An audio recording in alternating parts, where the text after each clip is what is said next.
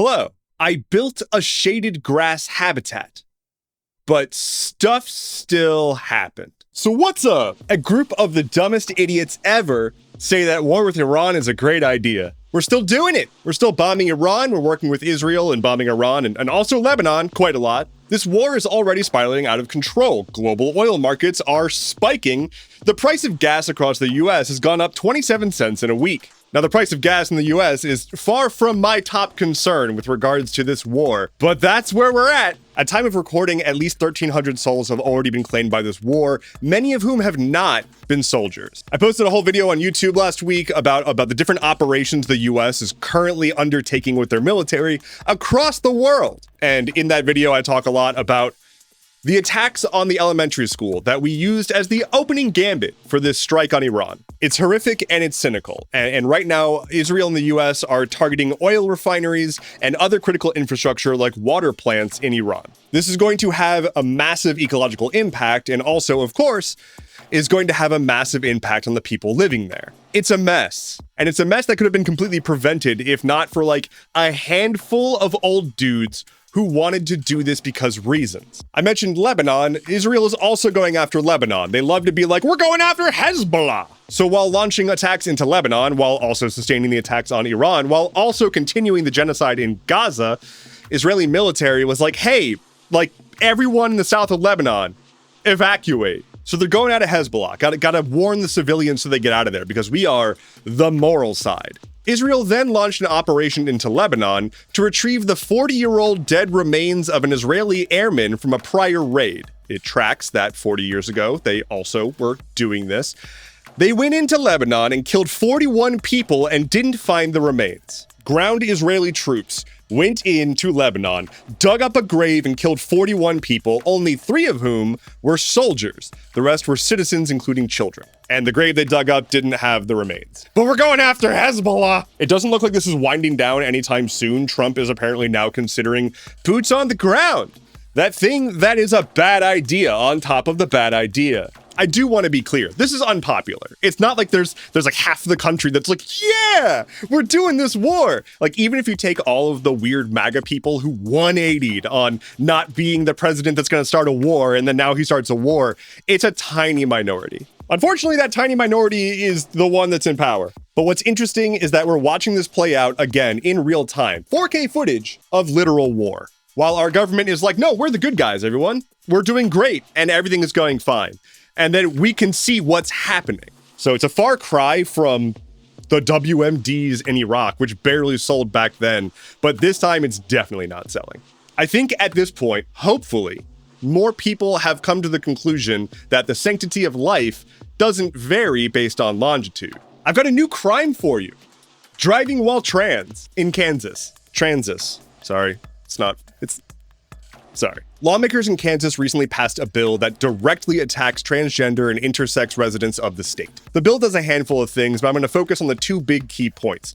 1, it invalidates the driver's licenses of trans residents in Kansas, and 2, it puts a bounty on people using a bathroom other than their sex assigned at birth, because that's where we are. Aren't you glad that we have a war going on in Iran? The bill. What does it do? The first thing it does is it redefines what gender means for the state. And it says that gender means sex assigned at birth. Then it goes on to be like, okay, well, we've cleared that up. And that means that any government document that doesn't match your sex assigned at birth to whatever's labeled as gender is invalid. Now, the bill immediately invalidated driver's licenses. So if you were a trans person in Kansas and your driver's license did not have your sex assigned at birth on it specifically, suddenly you can't use it. No grace period, no automatic update that has the changed letter for the one the government wants you to have on a piece of plastic so you can drive a car.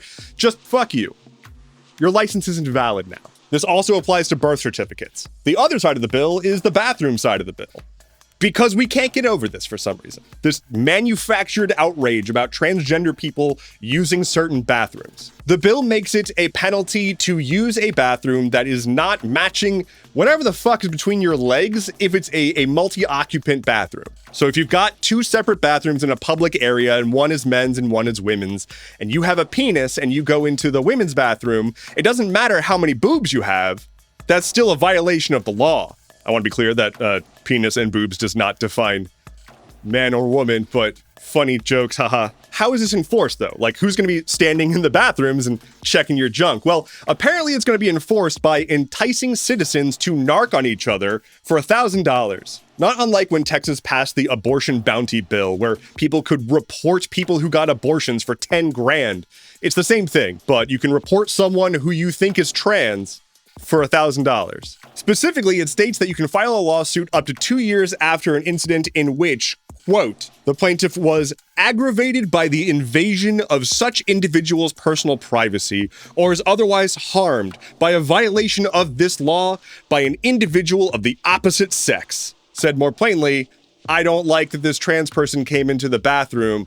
Give me money. I'm going to spend no time trying to refute the claims from the right about trans people and bathrooms because it's a false foundation. And I'm very, very tired of having to have conversations on the basis of the dumbest, most angriest, most bigoted people among us. Like, hey, maybe if you don't have the capacity to see the world from multiple points of view, you should shut the fuck up about policy. I will say there are multiple trans residents of Kansas, along with the ACLU, that are suing for this obviously busted bill. Trans rights are human rights, and I would love for our politicians to talk less about genitals. Just in general. What happened to Kristi Noem? I'll tell you what happened to Kristi Noem. I'm the light Yagami of news. The moment that I had finished writing a draft about a story about all the crimes that Kristi Noem has done while in office, she got fired for those crimes. So back to the drawing board. 13 months after becoming the head of the Department of killing US civilians and then calling them terrorists after the fact, Kristi Noem has been replaced. Technically, she has been moved to a new position, and we'll get to that in a minute, but she's going to be replaced by Markwayne Mullin, who's from Oklahoma. He's a senator. He's also a huge pussy. Markwayne Mullin is going to be replaced by an appointee from the Oklahoma governor. It's not going to be a special election. Now, Kristi Noem and her bull, Corey Lewandowski, have been causing a lot of trouble for the Trump administration, sort of in general. So, of course, she's been a huge lightning rod, what with the whole, like, sending masked agents into people's houses to abduct them thing. But what got her was embezzlement. Or corruption of some financial kind. Essentially what happened is this. There was this huge ad spend from the Department of Homeland Security. Like right after she got appointed, they spent $220 million on an ad campaign for the Department of Homeland Security. This ad campaign was largely just dressing Kristi Noem up so that she could try to look cool on camera. Back in November, ProPublica blew this open because it turns out that the company that was contracted to make these ads was an 8-day-old shell company. In the paperwork, the ads were going to be done by Safe America Media LLC. Sounds reputable. But it turns out they weren't all that reputable, and Safe America Media LLC was actually outsourcing to the Strategy Group. The Strategy Group, turns out, is owned by a husband of one of Noem's staffers. Essentially, Kristi Noem funneled $220 million into the pockets of herself and her friends. And then she went in front of Congress when they were like, hey, what's this all about? And she was like, I didn't do that. But what got her wasn't that she did that. What got her is that during the hearing where they're like, hey, what's going on here? She said that Trump signed off on this ad spend. The ad spend has been criticized even in conservative circles because it is fucking stupid, and it basically just seems like she's using taxpayer money to set herself up for a future political run at something. And also, Trump doesn't like it when people put the spotlight on themselves and not him. So Kristi Noem goes in front of Congress and says Trump signed off on this ad spend, and he said, no, I didn't. Hours after Trump contradicted her, she was suddenly moved to a new position. What position is that? Oh, Kristi Noem will be our first special envoy for the Shield of the Americas. Fuck. Because this administration is indistinguishable from the smelliest middle school cafeteria table in a sundowning suburban town, they're starting a whole thing called the Shield of Americas. You know, like the superhero franchise. These fucking Axe body spray brained ass people had a summit where they basically brought in a bunch of leaders from South American countries that are friendly to Trump. The Shield of the Americas Summit is a play on Summit of the Americas, which was canceled since we've been blockading Venezuela and causing havoc in the Americas. But Trump instead invited a whole bunch of world leaders to his Miami resort and told them that he wants to start doing more military operations in South America against drug cartels. And it was here that the Trump administration was pushing the, quote, and I cannot believe I said, quote, Don Roe Doctrine. The Monroe Doctrine is a 200-year-old U.S. public policy concept that basically states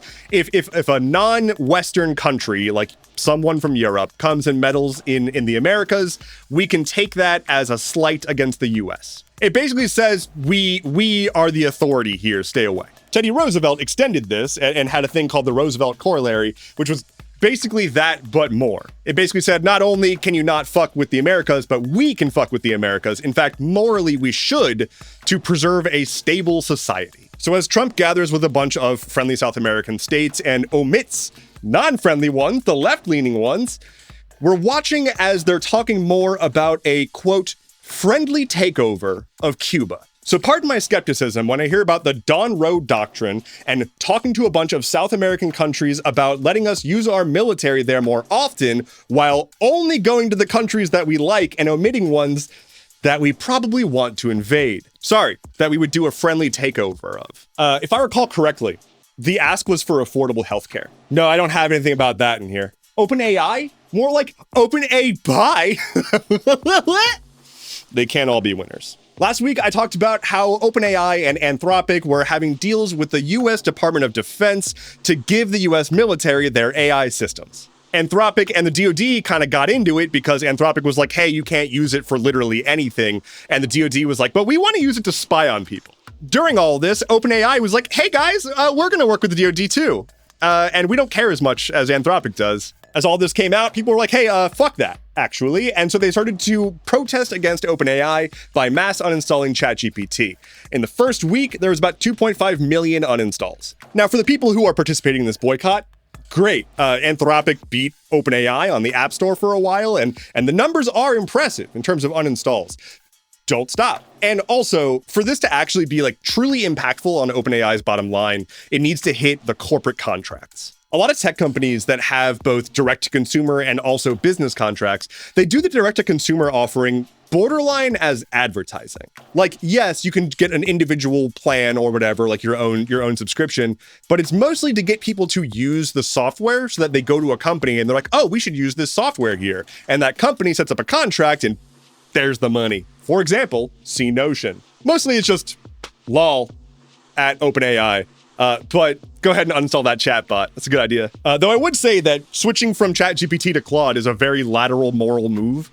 It's not much different, and Anthropic does want to work with the DoD still. Lightning round. A man from North Carolina has challenged the world to disprove his claim that he has the world's smallest penis.